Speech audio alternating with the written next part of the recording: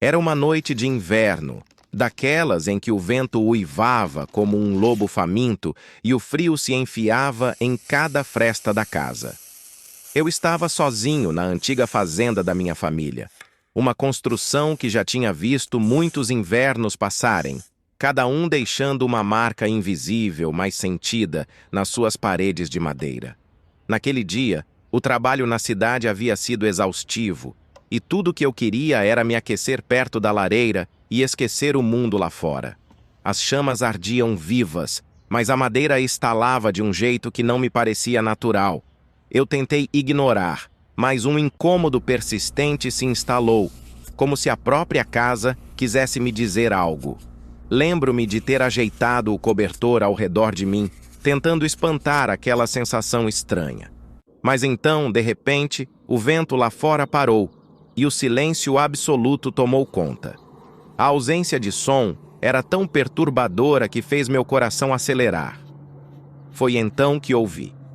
No início, achei que fosse apenas minha mente pregando peças. Um som leve, quase imperceptível, de passos no andar de cima.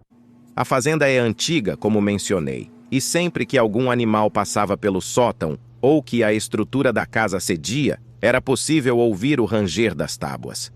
Mas aquilo era diferente. Era como se alguém estivesse caminhando lentamente, deliberadamente, como se estivesse explorando o lugar. Eu me levantei, peguei uma lanterna e comecei a subir as escadas, cada degrau rangendo sob meus pés. Enquanto subia, o som dos passos continuava, sempre um pouco à frente, sempre fora do alcance. Eu senti meu peito apertar, mas continuei, impulsionado por uma curiosidade que beirava o desespero. Cheguei ao final das escadas, e o corredor do andar de cima se estendia à minha frente, escuro e ameaçador. Iluminei o caminho com a lanterna, e foi aí que notei algo estranho. A porta do quarto dos meus avós estava entreaberta. Aquele quarto em particular sempre me dava arrepios, talvez porque ninguém entrava lá desde que minha avó faleceu, há mais de 20 anos. Respirei fundo e empurrei a porta. A lanterna revelou o quarto exatamente como me lembrava, como se o tempo tivesse parado ali. Mas algo estava fora de lugar. No meio do quarto, de costas para mim, havia uma figura sentada na cadeira de balanço da minha avó.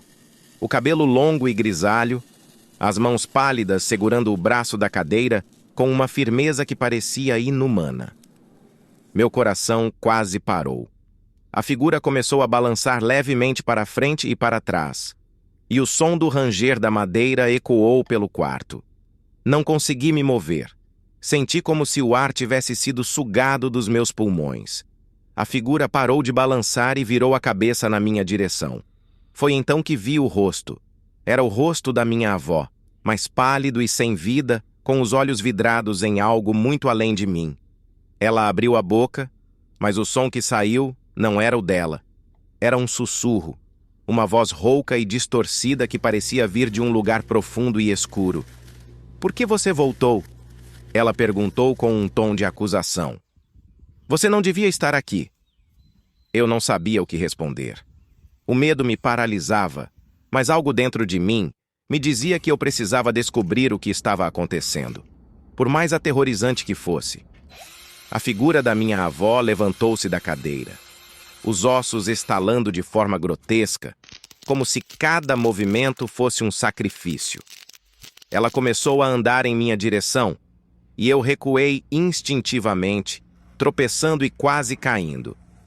Quando recuperei o equilíbrio, ela estava bem na minha frente, tão perto que eu podia sentir o frio emanando do seu corpo. "Você não devia ter mexido nas coisas que não entende", ela sussurrou, agora com uma voz quase humana. E então, como um relâmpago na escuridão, tudo fez sentido.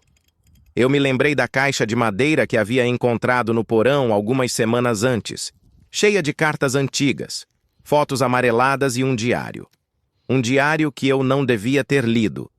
Eu havia ignorado as advertências escritas no diário, assumindo que eram apenas superstições de tempos passados. Mas agora, de frente para o espectro da minha avó, Percebi que havia despertado algo que deveria ter ficado adormecido. Ela estendeu a mão para mim e eu senti um frio mortal invadir meu corpo, como se a própria morte estivesse me tocando. Você precisa desfazer o que fez, ela disse. E então, tudo ao meu redor começou a se dissolver em escuridão. Acordei no dia seguinte no chão do corredor, a lanterna ainda acesa ao meu lado. O quarto dos meus avós estava vazio, a cadeira de balanço imóvel. Mas eu sabia que o que havia acontecido era real. As marcas geladas na minha pele eram a prova disso. Desde então, nunca mais voltei àquela fazenda. Deixei tudo para trás, tentando esquecer o que aconteceu. Mas a memória daquela noite me persegue até hoje, e sei que, de alguma forma, o que libertei ainda está lá, esperando. E agora, ao contar essa história, sinto o mesmo frio voltando, como se a presença dela estivesse aqui, ouvindo cada palavra.